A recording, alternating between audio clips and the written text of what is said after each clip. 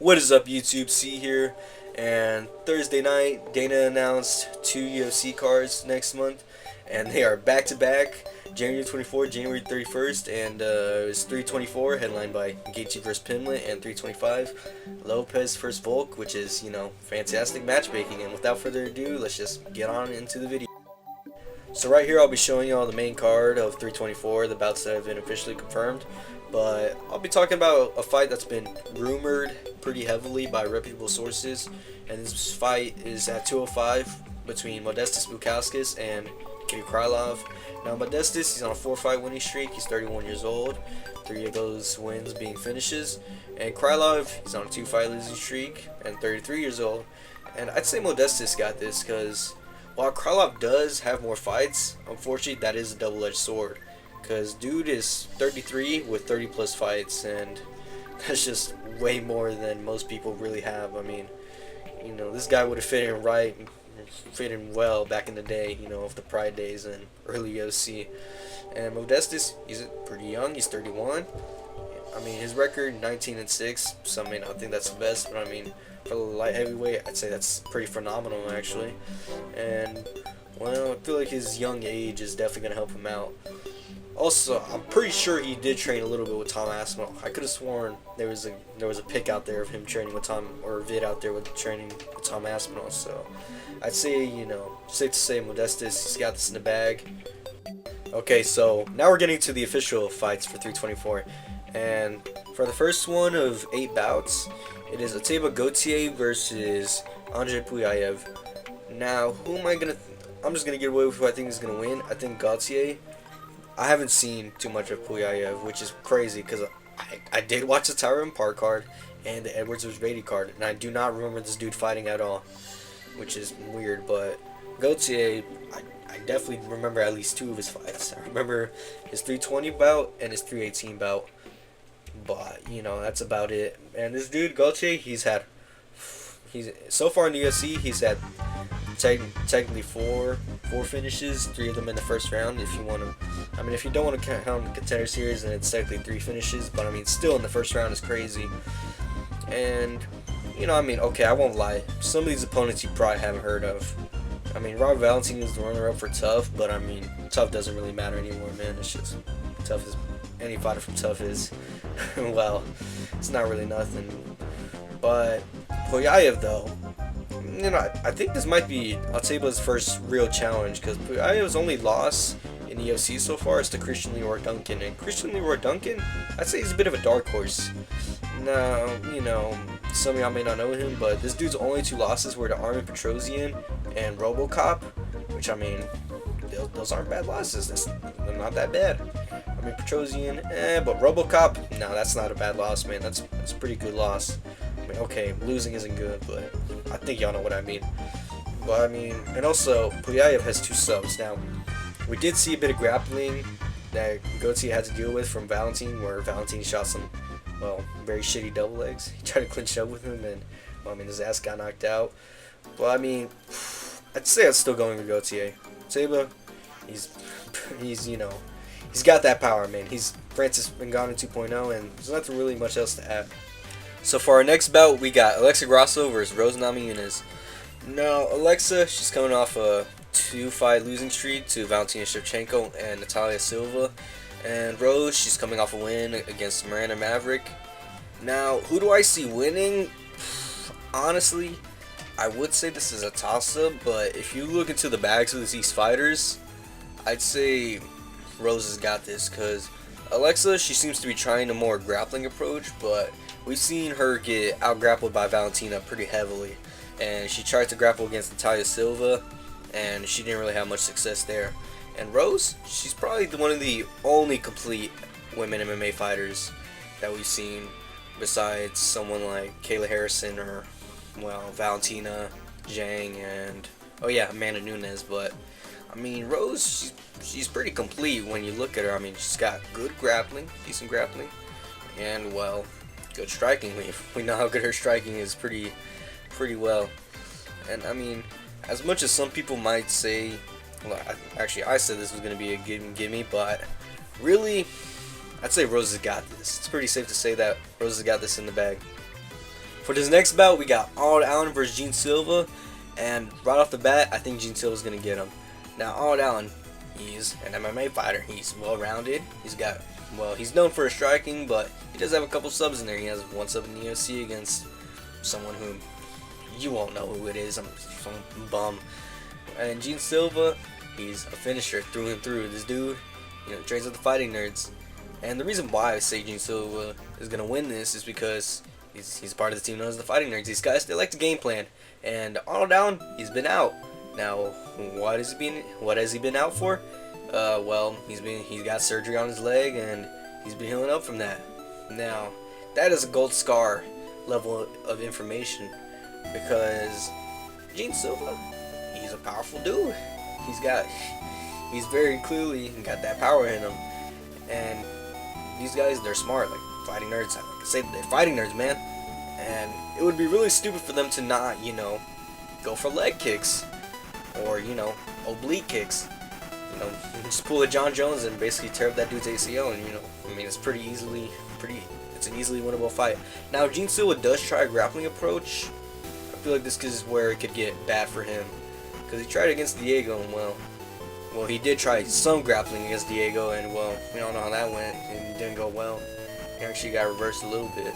And Arnold Allen against I'm gonna bring up Arnold Allen's fight with Movsar Evloev.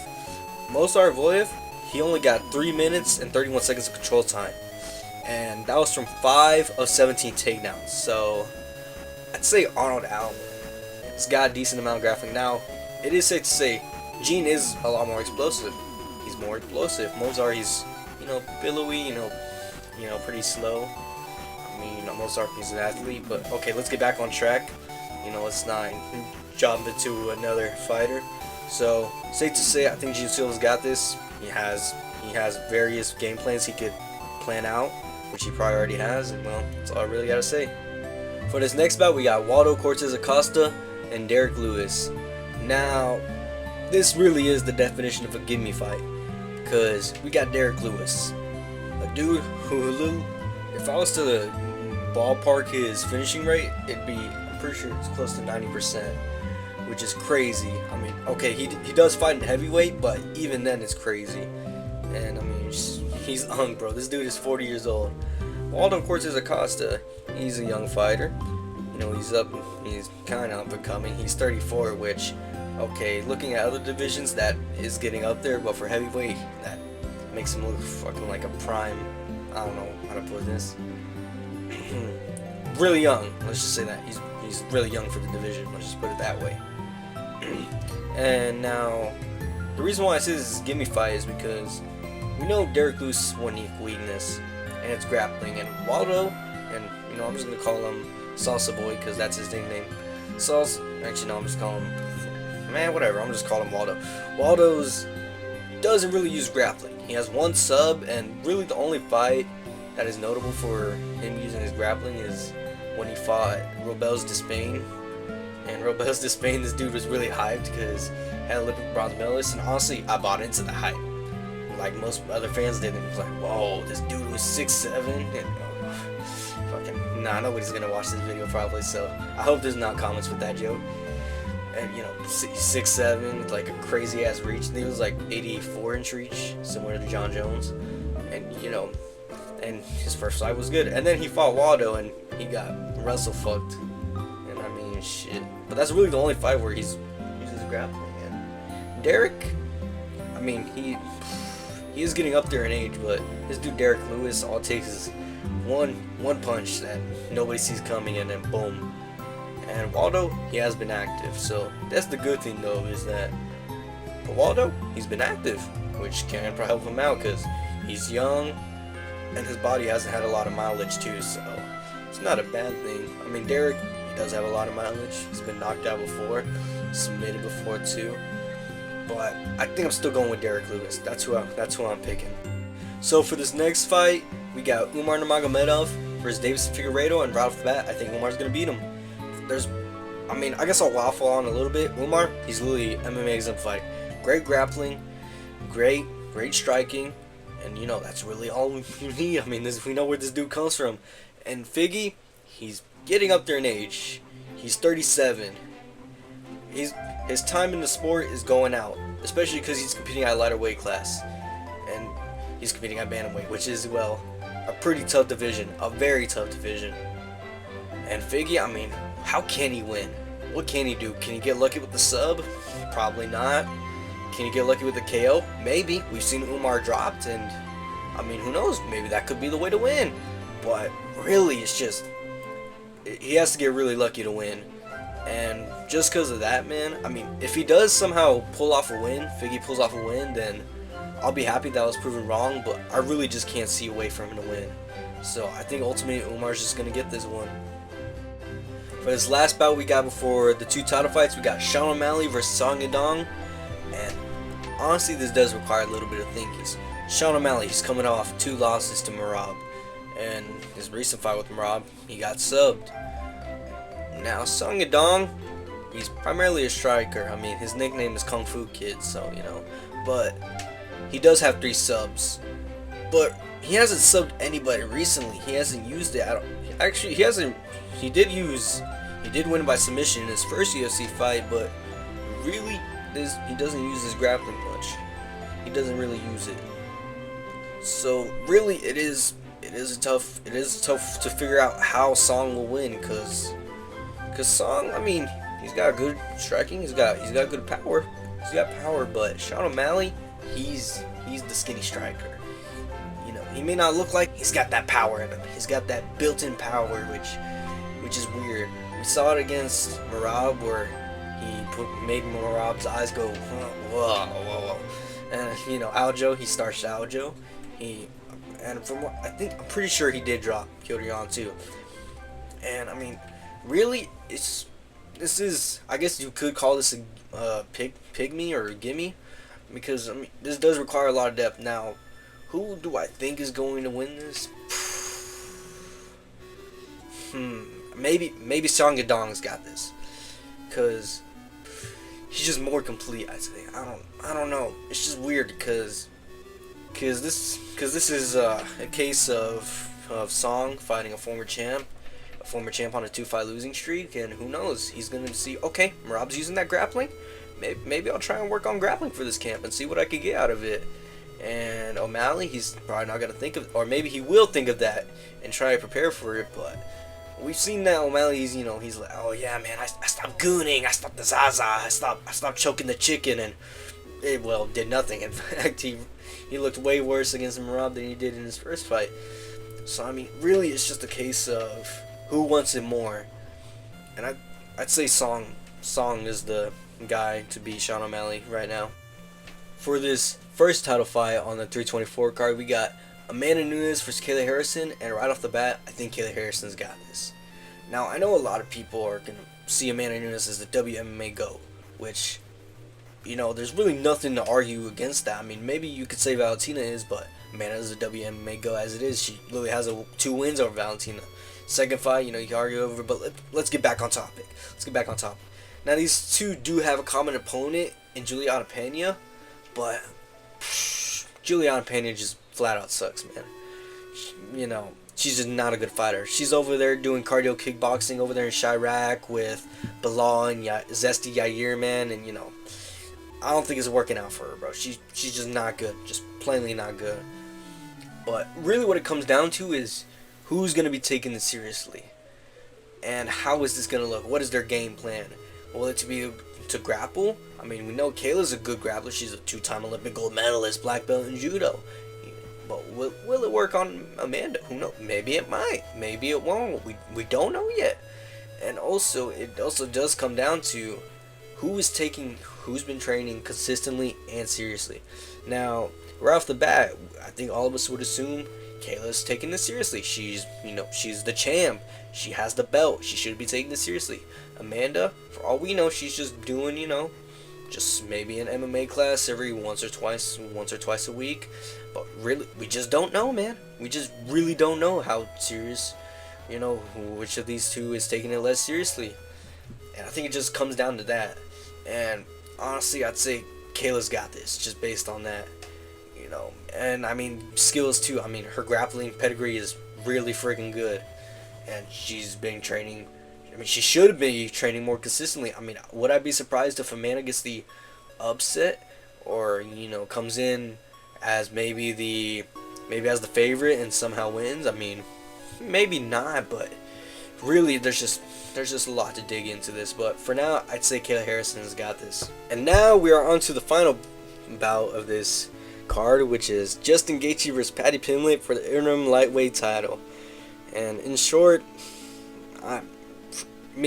speaking me, I really don't like this fight, and a lot of other people don't like this fight, and there's just a lot to go into this, and we're just gonna talk about the fight itself, because unfortunately this is the timeline we live in, and now I gotta talk about Justin Gaethje versus Paddy Pimblett. And in short, I think Paddy's got this, which is not ridiculous to say that, because Paddy, we've seen who Justin has lost to recently. He's lost to Khabib, he's lost to Oliveira, and he's lost to Holloway.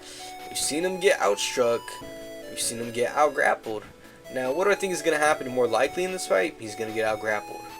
And Paddy is in between Oliveira and Khabib when it comes to his grappling, because he's got wrestling, which is on the level of a mauler, man. He's a marauder, he's got marauding level of wrestling.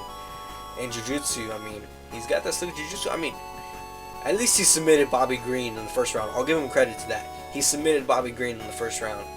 If he had taken any longer with Bobby Green, dude, then shit.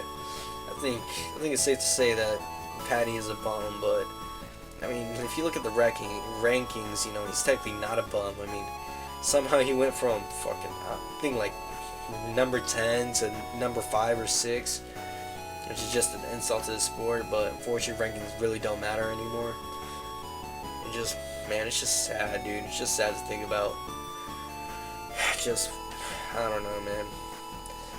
Alright, let me try and get back on this fight. And just, based on that alone, I think Paddy's going to beat him. Because, like Paddy says, we're Scousers, mate. We don't get knocked out. And, we've seen Paddy get wobbled. We have seen him get wobbled. And Justin, he's basically checked out, almost there, getting checked out with the sport. He literally decided, nah, you know what, I don't want to sit out. I want to fight for the belt, or I want to get close to a number 1 contender fight. And so basically the UFC would reckon, like, man, do we let this dude go, or do we just give him a fight, I guess, and just basically tell him to fuck off? And well, they gave him a fight, and it was this. So we're lucky, man. So, we're probably not going to see Ilya fight till later 2026 because baby mama issues, and man. And so, in short, I think Paddy's going to win this. And now it's time for the outro. I could have elaborated on some of these entries more, some of these bouts more, but really the main fight, Paddy vs. Gaethje, man, is just killing my mood, man. Just really is. There could have, Arman should have been fighting for this, and there's a lot more about this that I just don't like, but there's plenty of videos talking about this bout and why it's not the bout to be made, and those videos, I think, do a good job of explaining how I and many other people feel. And well, I mean, alright, if you made it this far into the video, I really appreciate if you like and subscribe and do all that YouTube stuff, and I hope everybody out there is safe, and well, peace.